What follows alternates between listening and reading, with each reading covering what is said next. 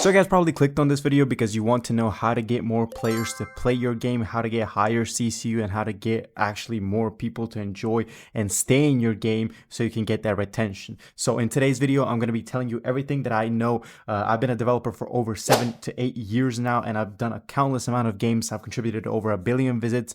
I have hundreds of millions of visits on my own games, and I'm going to show you today how to get players, how to get game ideas and trends, creating a game plan, thumbnails, description and title, ads manager, running ads, and then tracking metrics to improve on your game. But make sure you stick until the end of the video because you do not want to miss anything out, and then make sure to subscribe and turn notifications so you do not miss videos like this because I'm going to be uploading a ton of these. So yeah, let's get straight to the video. So one really cool thing I like comparing Roblox to is basically YouTube. So if you guys have ever tried YouTube or like ever did YouTube videos, you'll know that Roblox is kind of similar to YouTube, right? You post videos, and if the video is good, if it's like actually enjoyable, if it has a good thumbnail and a good icon, whatever it might be, people are going to go ahead and play it, right? So the main big thing is, how do we get players to play our game? There's a lot of tactics, there's a lot of things that people use. There's just some main key metrics that you need to know in order to have a successful game. Now, as you can see, we're just right now on the charts page, and there's a ton of games right now that you can see. So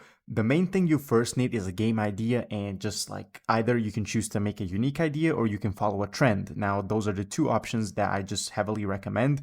If you're using a unique idea, then you need to make sure it's something, well, you can't really make something that's never been done, but you can also just make something that isn't maybe on Roblox. So you can go ahead and model it off of a game that's like on Steam, or like a Minecraft game mode, or like just anything that you might have played as a kid, maybe like another game. It all just depends on your preference, but that is kind of like what a unique idea is. Now, what a trend game is I usually call it like slop games. Is you would go to the trending page, you would go to see all right here, and as you can see, you can easily find like what's trending currently. So right now, what's mainly trending is, if you can just look at everything, main things that are trending are tower games, brain rot games, and then also yeah, to some extent even sport games. But yeah, mostly what's trending right now is tower games, brain rot games, etc. So what you would do is you would go off of the trend of, like, let's say you want to make a brain rot game. You're not going to go ahead and copy the whole game, but you're going to make like a unique spin or a twist to it. So for example, if there's like a spin of brain rot, you can do something like, I don't know, you can do clash of brain rot, or box of brain rot, something like that, right? So you would make a sort of trend game, but you would flip someone's concept over and just make your own, and that is how you would do a trend game. So it is a bit different from a unique game, and it all has its like flaws and cons. So the trend games usually die out with trends, while unique games tend to stay longer, but with trend games you can get more CCU. So it all depends on the approach that you want to use. So now that you have gotten a game idea, you know kind of roughly what you want to make, now we actually need to make it. And this is probably the hardest step in everyone's journey when they're starting out, like they do not know how to make a game. So what I would recommend is for everyone to at least try to learn scripting to some extent, because it'll help you a ton, even if you understand base code and base scripting. Now, I do have a ton of videos on my YouTube if you want to check that out. And also, I'm going to leave the link to the academy in the description, which is going to be the first link in the description. It is basically an academy where I teach scripting professionally, and I have a ton of videos, like hours of content, over 100 hours of content, where you can go ahead and watch and learn every single concept of scripting, basically taking you from beginner to pro, and just how to basically make your own game. Also, we have had some crazy student results recently, but if you are interested, go check that out. Without further ado, now what I'm trying to tell you is that you need to know how to actually make the game. The main thing that's making the game is scripting, right? So you're gonna have like 80% of your game be tied to scripting. So what I usually recommend is, if you don't have a lot of funds to start, you start off with simple games. So you would start off with something that is easy, like kind of like a tower or an obby game, something that doesn't require a lot of scripting, something that you can make yourself in a week or two. If you're advanced, you can make it even faster. It doesn't really matter, right? So what usually is the golden spot of what I'd recommend is 2 weeks to a month type of games. So you do not want to be spending more on a game, because if you're going to spend more time on a game, that means it's kind of a more of a passion project rather than like a project, because speed is key. One thing that if I had to teach myself back when I was starting out is that speed is key. You're better off releasing something that's unfinished and unpolished and trying it out than just over obsessing on small little details trying to get something to work, right? So make sure you have more speed in terms of like, what you're doing. Do not take years to make a game. Now, if you are making a game with a like anime game, like huge teams and stuff like that, that is reasonable. But if you're just starting out, this is what I recommend. Just 2 to 4 weeks max, and then you build it off, release it, try it, test it, and it's all a testing phase. So what I recommend you as advice is just to imagine it as like a dart board, right? So you have a dart and you have a board, and you're throwing darts at the board, right? So if you throw 100 darts, maybe 2 of them will land in the bullseye. Like, I'm just giving an example, right? So you threw 100 darts, that means you made 100 games and 2 of them landed in a bullseye. So even if you miss first 20 shots, you can land the 21st, and then the 21st will be the one that's going to be a huge hit. So if you're looking at it from that perspective, you need to understand that this is like a process. It's not something that's going to be done like you release your first game, you're going to make a ton of money, right?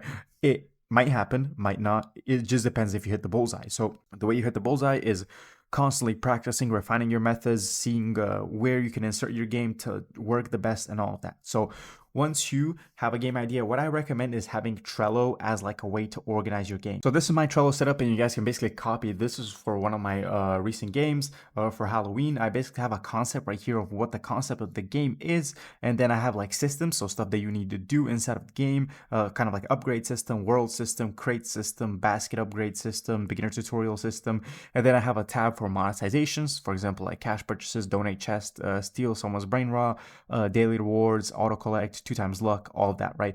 And then I have like a section for building and modeling. My friend takes care of this, so we're kind of like partners and splitting revenue. So he would build and model and do everything else, like UI, all of that. He would find me thumbnail artists, like run promotions, and I would just do the whole scripting. So another good thing is I would recommend you get a partner only if you know the person like personally. Like, my partner is someone that I know in real life, so I would like make games with him because I know like I can trust him completely, and we can actually like make a certain game. Because if you're trying to partner with someone who's online and you don't really know them, then it doesn't really make much sense, because it can be whoever. If you know someone personally and you see them every single day in real life, then it's pretty good to build off some sort of like team that you can actually go ahead and use to get your game out there. And then I just have some paid stuff. So for stuff that I have to pay out, for example, a thumbnail or like ads, I just put it right here. And this is really going to be your whole framework for making a game, right? So once you have the game idea, once you have the Trello, you're going to start making your game, developing it. And again, if you guys are unsure like how to actually develop things, I have a bunch of videos again on my YouTube, and then I do have the academy where I personally teach people with a bunch of videos. And also we have a cool community where a lot of developers are, a lot of big developers, so you can go ahead and chat to them, see how they're doing, see how they're winning, and all of that, right? So the next main thing is getting a good thumbnail. Now, I can't emphasize enough how important a thumbnail is, and I'd recommend you, if you don't know how to make a thumbnail, and you like don't know how to get one, you should be hiring people. Now, thumbnails are pretty cheap. They can go from like $20 to $50 per. To some of you that might be cheap, to some of you that might be a bit expensive, but it all depends on your situation. Usually you're gonna have a need to have if you don't know scripting, you're gonna need like a little bit of money to start. Like, you're gonna need money to start, which is kind of like a bad barrier to entry into Roblox, because a lot of you guys are probably young and you guys like don't have money to go towards it. May like spend $1,000 on a game, right? So what you should do is you should start doing commissions first. Now, that's what I always recommend. If you need to get some money and save some money and you want to make a game, you should start learning scripting, for example. So you go ahead and learn scripting, and then you go ahead and offer yourself to developers that have a game, and then you say, okay, I can make you this for like this much money. They'll pay you, you'll make them the system, and then you can collect money like that and save up for a game. That is what I would heavily recommend if you guys are watching this and you have no clue what to do. So learning scripting or learning a service like modeling, building, whatever it might be. And also, guys, by the way, in the academy, it's not just scripting. I also teach modeling, building, animations, VFX, like UI, anything you can imagine, any single service. I also teach how to get those commissions and how to actually make games. So it's basically anything. But yeah, once you guys figure this out and you guys get to make your game, which again, you can do by doing commissions and saving up money and then paying people, or you can just do everything yourself and try making everything yourself. If it's a simple game, it's possible. So right now we need a thumbnail, and I'm going to show you guys just some examples of how thumbnails work and what currently works in the market. So if I can go right here, mainly what currently works is these type of thumbnails where you have a sort of either a bacon hair or like a whatever, the bacon girl, whatever it's called. You have these sort of thumbnails, and I can show you guys some of the stuff recently that I did. basically like how these thumbnails are, like bacon, bacon, bacon, bacon, bacon. And then one of the previous games also, this one, for example, this one's kind of like a hobby that I did. Boom, as you can see, it's just sort of like 2-player obbies. You have like a red and blue. This game has like almost 4 million visits at the moment.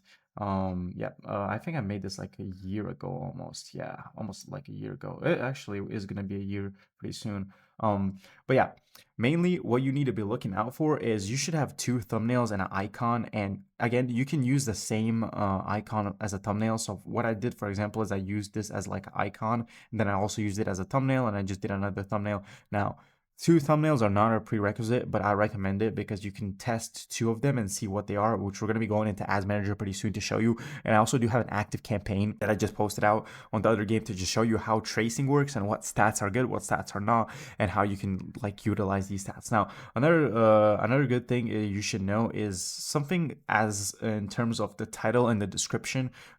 Usually, games that have like a sort of emojis, like a ton of emojis inside of their description or like their title, usually tend to do well, especially like now that you see Grow Garden, like Steel Brain Rot, all of those games, like these types of games have that sort of you know, like an emoji or something that ties to the game, which actually helps boost the search engine when people are searching for something, because kids will actually go ahead and just on their iPads, if they're playing, they would like search emojis for stuff and they'll find the game. So it's kind of like a thing to know and just to take into account, right? So you managed to make up. Now again, you guys can take inspiration from my descriptions and my titles. Once you figure that out, now it's time to actually publish your game, make your game live, and then actually run ads. Now we're going to go ahead and get to the ad manager, and we're going to show you how to track metrics, what to do, and how to track stats inside of your game. All right, boom. Now we are at the ads manager. I'm going to show you guys what each of these means and just how you can basically utilize it. So what I recommend first is, if you guys don't have money for ads, I'd recommend you save up at least like 30 to 60K Robux. So it doesn't even need to be that much. It can be under 30K, but I'd say like 30K is like what I recommend. So 30K Robux, I think that's around 100 something ad credits. But yeah, just the amount of 30K Robux is the ad credits you're going to want. I usually run my ad credits from 100 to 200 ad credits, and I run it from a week, usually a week to 2 weeks. So it depends on what you want to do. You can do 100 ad credits for 2 weeks, or you can do like 200 ad credits for a week. So it just really depends how you want to structure it. And you're basically doing the whole 200 like over a span of 2 weeks. You're not doing 200 daily. So what would that be like if you did 10 days, you know, if you did 100, you do 10 ad credits per day, something like that. But yeah, what I recommend is 1 to 2 weeks of ads, and then just running it from 100 to 200 ad credit, and then just tracing stats. So what is very, very important in this ads phase is tracing stats and seeing how your game is getting pushed out there. So what I recommend and what stats to look out for, as you can see right here, is something like a CTR. So they actually added this pretty recently, which I'm glad, so you don't have to actually Google it and type it. But basically, CTR is how many impressions you have. So impressions are basically when you go to the page, as you guys saw on Roblox, and your game shows up on the sponsor page. That is 1 impression. So if someone sees that, it's 1 impression. So we had 520,000 impressions, and then we had 19,000. So if this wasn't here, what you could do is you can copy this. We can go out of here, and then I could do this, and then I can go back to the ads manager, type the impressions in percentage, and then I can do this, and it's going to tell us that it's 3.79, as you can see, which is basically what we're seeing right here.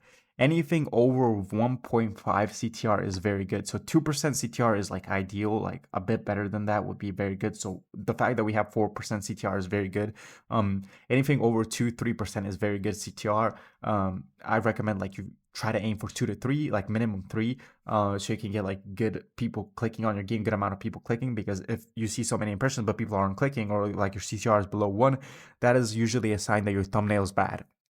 So switching out the thumbnail while ads are running, or just using the other thumbnail, is going to help a lot. So just make sure you keep a track on that. And also another thing we have to keep in mind is the playthrough rate. So what I can do is I can go to plays right here. I'm going to go ahead and just get this back, and then copy and paste this, and then just remove this.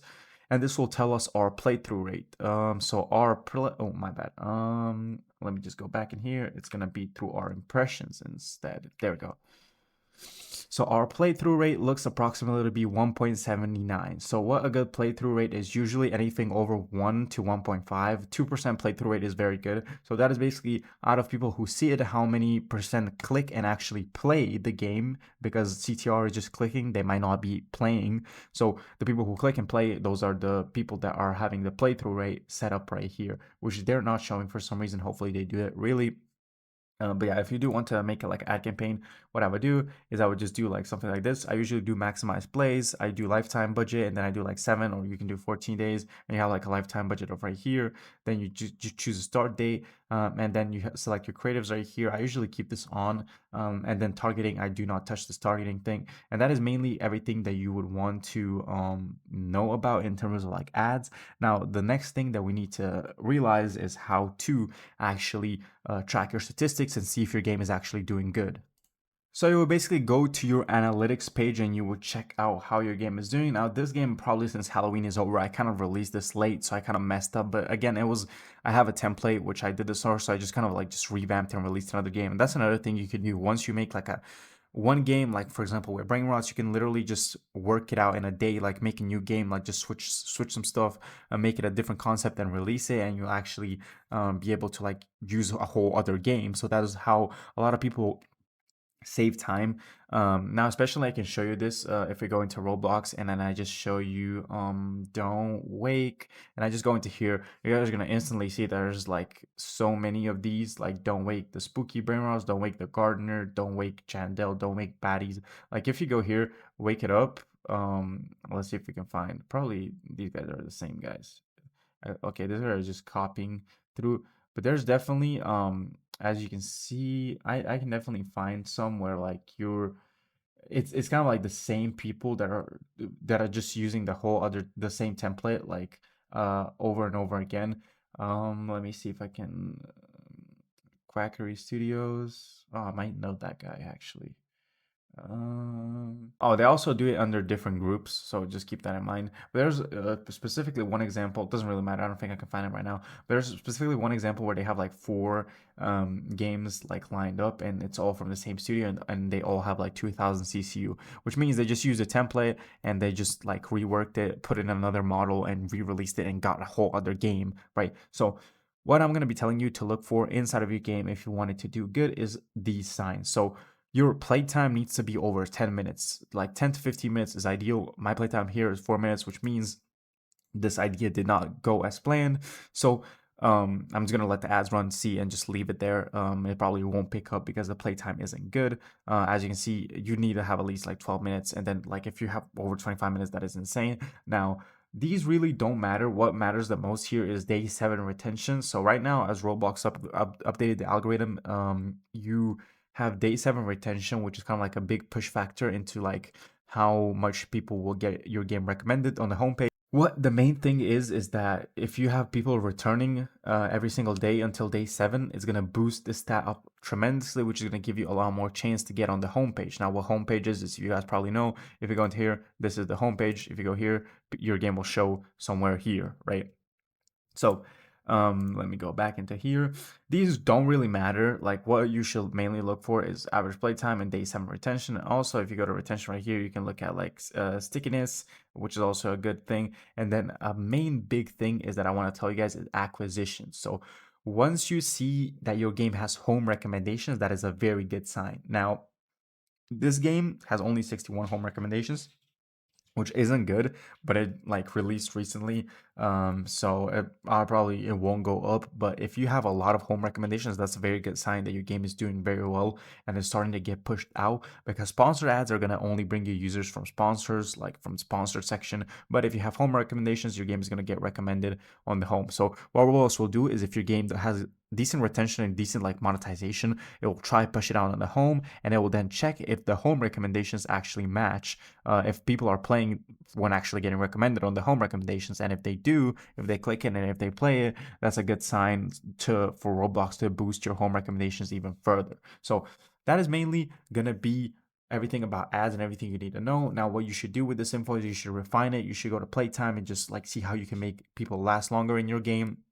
how you can make them come back after every day to get some rewards or something, etc. All of that, something like daily rewards and all of that. So yeah, that's mainly going to be it for this video. Hope you guys enjoyed it. Hope you guys liked it. If you did, make sure to subscribe, turn notifications on, and like the video so you do not miss. And also drop a comment on your favorite part of what I share in this video. And then also make sure you guys check out the academy. It's going to be the first link in the description. I'm excited to see some of you guys join and learn together and see how I can improve and help you guys out when making your own games. Without further ado, thank you guys so much for watching, and I'll catch you boys in the next one. Peace.